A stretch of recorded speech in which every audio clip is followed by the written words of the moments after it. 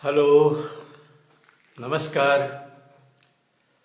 चला देवाला भेटूया, भाग 2. मागच्या भागामध्ये आपण पाहिलं की हे ब्रह्मांड कधी निर्माण झालं. तर साधारण 1400 कोटी वर्षापूर्वी हे ब्रह्मांड निर्माण झालं. त्याच्यानंतर आपली पृथ्वी आणि आपला सूर्य हे 450 कोटी वर्षापूर्वी निर्माण झाले. त्याच्यानंतर 100 कोटी वर्षाच्या आसपास, म्हणजे जेव्हा पृथ्वी थंडगार होत गेली आणि डार्विनच्या हिशोबाने सर्वात आधी पेशी जन्माला आल्या. जीवजंतूंमध्ये पेशी सर्वात आधी आल्या. पेशी म्हणजे सेल. अमिबा हा प्रथम सेल असावा असं आपण म्हणतो. तर या पेशींपासून पुढे अनेक जीव निर्माण झाले. मग ते जलचर असतील, वनस्पती असतील, पशुपक्षी असतील. तर 100 कोटी वर्षापूर्वी हा सुरू झालेला प्रवास हळूहळू उत्क्रांत होता होता 20 कोटी वर्षापूर्वी डायनॉसॉर होते. आता संशोधकांना असं आढळलं की 20 कोटी वर्षापूर्वीचे जे डायनॉसॉर सारखे मोठे प्राणी होते त्यांचे सांगाडे पृथ्वीवर काही ठिकाणी मिळाले. आणि त्यांचा निष्कर्ष हा आहे की ते 20 कोटी वर्षानंतर नामशेष झाले. मग प्रश्न येतो, मनुष्य कधी निर्माण झाला? सर्वात महत्त्वाचा प्रश्न आहे की आपण आलो केव्हा? तर 50 ते 60 लाख वर्षापूर्वी. किती? 50 ते 60 लाख वर्षापूर्वी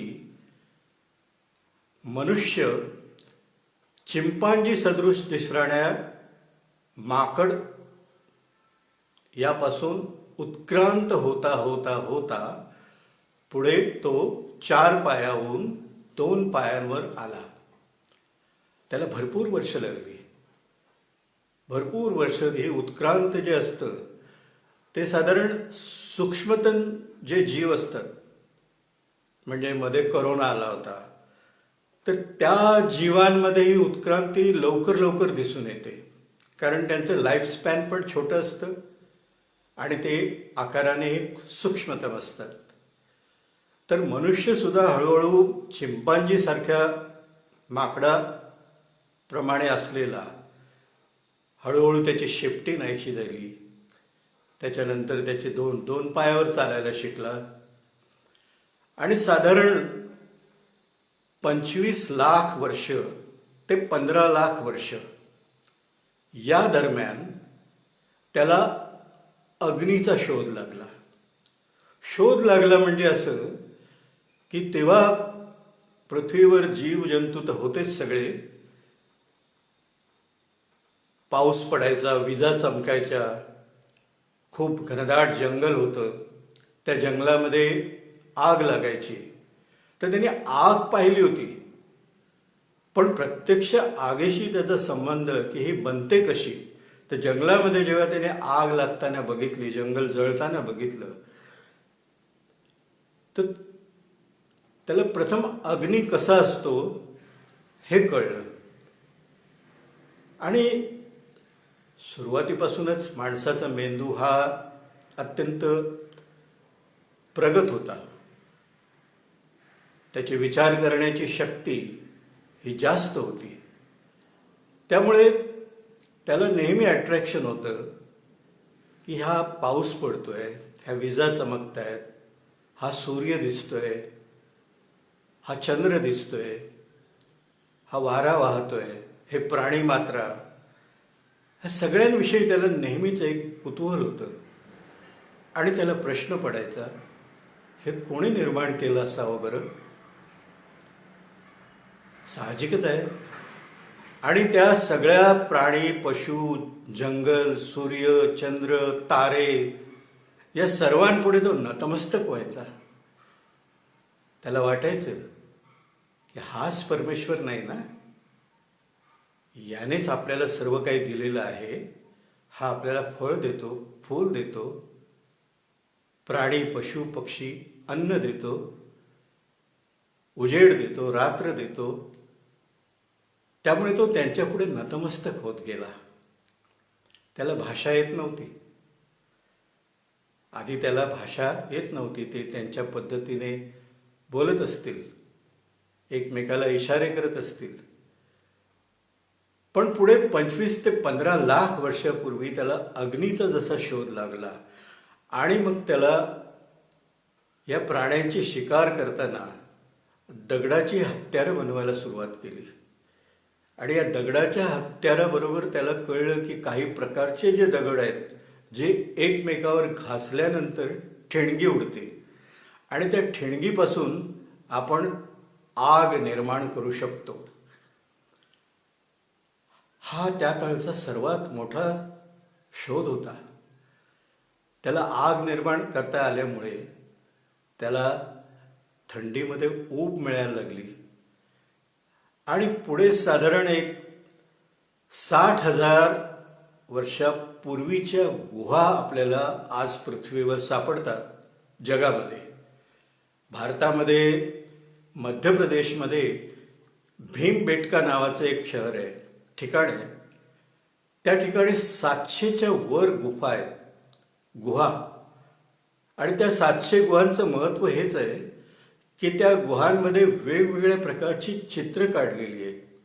नैसर्गिक रंगाचा वापर करून चित्र काढलेली आहेत. त्याच्यामध्ये प्राण्यांची आहेत, पशुची आहेत, पक्ष्यांची आहेत, मनुष्याची आहेत, नाच करतानाची आहे, समूहाची आहे, शिकार करतानाची आहेत. तेव्हा असं लक्षात आलं की ही 13,000 वर्षापूर्वी जी भारतामध्ये सापडलेली गुहा आहे तर त्यांचं अस्तित्व त्यावेळेला 13,000 वर्षापूर्वी किंवा त्याच्या आधी, म्हणजे जगामध्ये 60,000 इयर्स ॲगो ज्या गुफा सापडलेल्या आहेत त्यावरून असं लक्षात येतं की साधारण 1,00,000-2,00,000 वर्ष आधीपासून त्याने गुहेमध्ये राहायला सुरुवात केली असेल. आणि मनुष्याचा जो आज आपल्याला जी माहिती मिळते आहे, शास्त्रज्ञांनी जे शोधून काढलं आहे, तर साधारण 12,000 वर्ष आधी 12,000 वर्ष आधी मनुष्याला दगड लावून घर बांधण्याची कला तो शिकला. दगडावर दगड ठेवून तो स्थिर झाला, एका ठिकाणी राहायला लागला. मेसोपोटेमिया, इराक, इराण या ठिकाणी 12,000, 11,000, 10,000 वर्षापूर्वीची दगडाची घरं उत्खननामध्ये सापडलेली आहेत. आणि त्याच्यावरून लक्षात येतं की तो स्थिर एका ठिकाणी राहायला शिकला आणि त्याने शेती करायला सुरुवात केली. त्यामुळे त्याला आणखीनच स्थिरता आली. पावसाच्या पाण्याच्या जोरावर तो शेती करायला लागला. आपल्याकडे भारतामध्ये 5,000 वर्षापूर्वी धोळावीरा नावाचं गुजरातमध्ये एक ठिकाण आहे. तिथे उत्खननामध्ये इंडस संस्कृती, मोहनजोदरो, त्या संस्कृतीचा तिथे ठिकाण सापडलं. मी प्रत्यक्ष तिकडे गेलो होतो पाहायला. तर 5,000 वर्षापूर्वीची ती वसाहत आहे. उत्कृष्ट प्लॅनिंग आहे. त्यावेळेला त्यांना अगदी मापामध्ये कसं काय शहर बसवायचं याचं पूर्ण नॉलेज होतं. आणि त्याच दरम्यान आज पाकिस्तानमध्ये आहे मोहनजोदडो, ज्याला आपण इंडस संस्कृती म्हणतो किंवा सिंधू संस्कृतीसुद्धा म्हणू शकतो. तर या संस्कृतीमध्ये सुरुवातीला मातीपासून घरं बांधायला, विटांपासून घरं बांधायला सुरुवात केली होती. आजही ते तुम्हाला पाहायला मिळतं. आणि धोळावीरा हा त्याच्यात थोडासा नंतरचा पिरियड आहे. तिथे त्यांनी दगड आणि विटा असा दुहेरी वापर करून घरं बांधलीत. त्या ठिकाणी त्यांची गोदाम आहेत, पाण्याचं उत्कृष्ट नियोजन आहे, त्यांनी टाक्या बांधलेल्या आहेत. परंतु आपल्या दृष्टीने महत्त्वाची एकच गोष्ट आहे की आज आपण जे धर्म अस्तित्वात आहेत किंवा ज्या भाषा अस्तित्वात आहेत त्याच्यापैकी तिथे काहीही नाही आहे. म्हणजे तिथे लिपीसुद्धा जी सापडली आहे ती आजही आपण डिकोड करू शकत नाही. आजही ते एक प्रश्नचिन्ह आहे. त्यावेळी कुठला धर्म होता, लोकांची बोलचाली कशी होत असेल, भाषा, त्यांची लिपी आजही कुणाला माहीत नाही आहे. आणि गंमत म्हणजे आज अस्तित्वात असलेले जितके धर्म आपल्याला माहीत आहेत, मग तो हिंदू धर्म असू दे, मुसलमान धर्म असू दे, ख्रिश्चन धर्म असू दे, जैन असू दे, बौद्ध धर्म असू दे, शीख धर्म असू दे किंवा इतर अनेक हजारो धर्म आहेत, त्यांचं अस्तित्व त्यावेळेला होतं असं दिसत नाही. तर मग हे धर्म आले कधी? तर ते साधारण 4000 वर्षानंतरच आले. काही धर्मांचा पिरियड आपल्याला सांगता येतो. म्हणजे जसं ख्रिश्चन धर्म आहे तर आज 2025 वर्ष झालेली आहेत, तर 2025 वर्षापूर्वी हा धर्म अस्तित्वात आला. आणि साधारण 2500 वर्षापूर्वी मुसलमान धर्म अस्तित्वाला आला. बौद्ध धर्मही त्याच दरम्यानचा आहे. शीख धर्म हा 450 वर्षापूर्वी अस्तित्वात आला. जैन धर्म हा बुद्धकालीन त्याच दरम्यानचा आहे. आज आपल्याला ज्या मोठ्या मोठ्या गुहांमध्ये म्हणजे अजिंठा लेणी असेल किंवा इतर ज्या लेण्या आहेत त्या ठिकाणी तुम्हाला जैन, बुद्ध आणि हिंदू धर्माच्या लेण्या सापडतात, शिल्पकला सापडते. आता हिंदू धर्म कधी आला?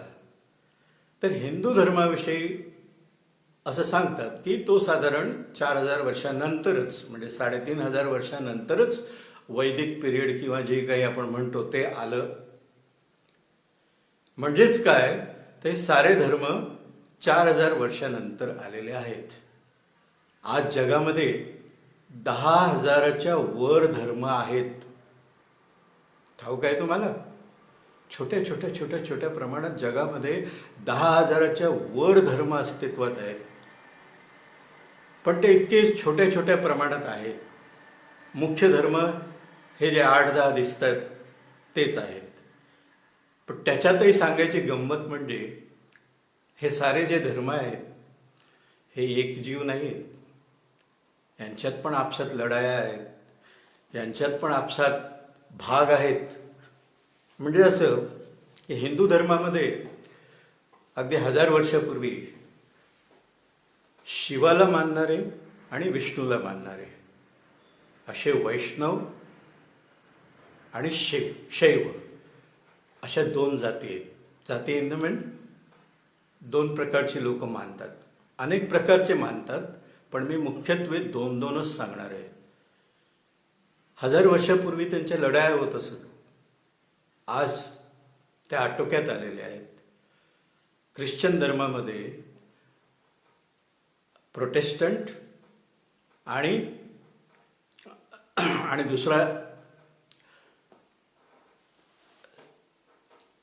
बौद्ध धर्मामध्ये हीनयान आणि महायान. जैन धर्मामध्ये श्वेतांबर, दिगंबर. तुमच्या शीख धर्मामध्ये, सर्व धर्मांमध्ये, आता आलेल्या धर्मांमध्ये सुद्धा हळूहळू 2, 3, 4, 5 अनेक त्यांच्यामध्ये प्रकार तयार झाले. मुसलमानांच्यात पण तुम्हाला शिया आणि सुन्नी दिसेल. तर ख्रिश्चन धर्मामध्ये तुम्हाला प्रोटेस्टंट आणि दुसरा त्यांच्यात पण अनेक प्रकार आहे, पण कॅथलिक, एक कॅथलिक आपण म्हणतो. तर अशा प्रकारचे धर्मामध्ये प्रकार आले आणि ते गेल्या 3500 वर्षामध्ये वेगवेगळे धर्म निर्माण होत गेले. कारण आता हे धर्म आले म्हणजे ते परमेश्वराच्या शोधामध्ये निघालेल्या लोकांनी काढलेले धर्म आहेत. तर हा परमेश्वराचा शोध घेत असताना लोखंडाचा शोध हा साधारण 3000 वर्षापूर्वी लागला. मोहनजोदरो किंवा धोळावीरा या ठिकाणी ब्रॉन्झची भांडी सापडली. त्याच्या आधी मातीची भांडी होती, पण त्यावेळेला ब्रॉन्झ, नंतर सोनं असे शोध लागत गेले. परमेश्वराला शोधण्याच्या दृष्टीने प्रयत्न करत असताना हे वेगवेगळे शोध लागत गेले. हा सगळ्यात मोठा फायदा आहे. आणि मग धर्मांनी सुद्धा त्या दृष्टीने अधिक प्रयत्न करण्यासाठी मोठमोठी मंदिरं, मस्जिद, चर्च, गुरुद्वारा बांधायला सुरुवात केली, जिथे संशोधन होईल. मग त्या काळात अस्तित्वात असलेली शिल्पकला, नृत्यकला, वक्तृत्वकला, चित्रकला अशा अनेक कलांना वाव मिळेल असं ठिकाण म्हणून त्यांनी मोठी मोठी मंदिरं, मस्जिद, गुरुद्वारा, चर्च बांधायला सुरुवात केली. एक प्रकारचं ते शास्त्रज्ञांसाठी असलेलं विद्यापीठ होतं. त्या ठिकाणी त्यांना तो वाव मिळत होता की आपण या प्रकारात जर अधिकाधिक खोलात गेलो तर परमेश्वराच्या अधिक जवळ जाऊ. आलं का लक्षात? पण पुढे साधारण म्हणजे त्यावेळेला लोकसंख्या अतिशय विरळ होती, साधनं नव्हती लोकांना एकमेकाकडे जायची. मग त्यावेळेला ती लोक आकाशाकडे बघत असत. आकाशाकडे त्यांना तारे दिसत असत. त्या ताऱ्यांकडे बघताना त्यांना अचंबित वाटायचं की ही परमेश्वराची जी संकल्पना आहे त्या ताऱ्यांमधून सुद्धा आपल्याला काही बोध होतो का? मग तारे बघत असताना त्यांच्या लक्षात आलं की काही तारे हे नेहमी या ठिकाणीच दिसतात. मग त्या ताऱ्यांना बघता बघता त्यांनी कथा गुंफायला सुरुवात केली, कारण ती लक्षात राहिली पाहिजे. उदाहरणार्थ सप्तर्षी, तर हे 7 तारे प्रकर्षाने प्रखर दिसत असतात. तर त्यांनी त्या 7 ताऱ्यांना नेहमी लक्षात यावं म्हणून कोणत्या वेळेला ते येतात, कोणत्या वेळेला ते जातात याचा बारकाईने अभ्यास करून त्यांच्या लक्षात येण्यासाठी कथा रचल्या की 7 ऋषी होते आणि मग पुढे ते 7 ऋषी कसे कसे मृग नक्षत्र. मग तो राजा होता आणि तो मृगाची शिकार करायला गेला. त्याने ते धनुष्यबाण मारलं, धनुष्यबाण घेतलं आणि शिकार केली. तो हरण आहे, ते हरणाचे पाय दिसत आहेत, चेहरा दिसतोय, तिथे कुत्राई आहेत. आता हे मृग नक्षत्र भारतीय कल्पनेप्रमाणे आपण बनवलेलं आहे. पण इतर प्रांतांमध्ये, इराक असो, इराण असो किंवा त्या प्रांतांमध्ये त्यांनी वेगळ्या कथा याच ताऱ्यांना बघून वेगळ्या प्रकाराने रचल्या आणि त्यांना देवाची, ऋषींची अशी नावं त्यांच्या पद्धतीने दिली त्यांनी. का तर लोकांचं लक्ष वेधलं जावं, लोकांना कळावं की अमुक वेळेला हे तारे येतात आणि हे तारे आपल्यासाठी चांगले आहेत, शुभ आहेत, अशुभ आहेत, अशा पद्धतीने काही गोष्टी बनवायला सुरुवात केली. एनिवे, सगळ्यात महत्त्वाची गोष्ट अशी आहे की जेव्हा लोकसंख्या वाढायला लागली, तेव्हा या मंदिर, मस्जिद, गुरुद्वारा, चर्चमध्ये अनेक लोक यायला लागली, भरपूर पैसा यायला लागला. राजे लोक आणि धर्मपंडित असे एकत्र येऊन त्यांनी लोकांना आपल्या मुठीत ठेवण्याचा प्रयत्न केला. आणि मग त्यांच्या लक्षात आलं हे संशोधन वगैरे करत बसण्यापेक्षा या लोकांना जर काही भ्रामक कल्पनांमध्ये जर त्यांना गुंतवून ठेवलं तर अमाप पैसा येऊ शकतो, आपली सत्ता अबाधित राहू शकते, आपण यांच्यावर वर्चस्व गाजवू शकतो.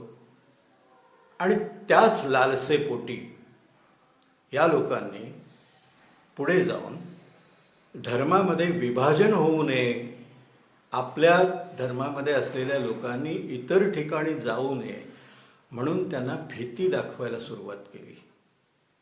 आलं का लक्षात?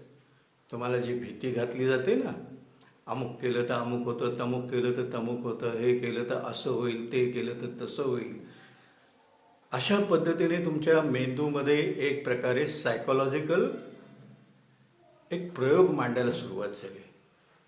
आणि त्या प्रयोगातूनच पुढे हे आज आपण जे पाहतो आणि मग आपल्याला प्रश्न पडतो, परमेश्वर आहे का? परमेश्वर नाही का? परमेश्वर आहेही आणि नाहीही. तर आपला जो प्रवास आहे तो या परमेश्वराला शोधण्यासाठीचा आहे. आणि त्या दृष्टीने जी महत्त्वाची जी प्राथमिक माहिती आहे ती मी तुम्हाला हळूहळू सांगत आहे. आता आपण असं करूया, इथेच थांबूया आणि पुढच्या भागात पुढचा जो आपला प्रयत्न आहे त्या प्रयत्नाला यशस्वी करण्यासाठी आपण सगळेजण साथ या, ऐका आणि साक्षात परमेश्वराचं दर्शनही घ्या. थँक्यू.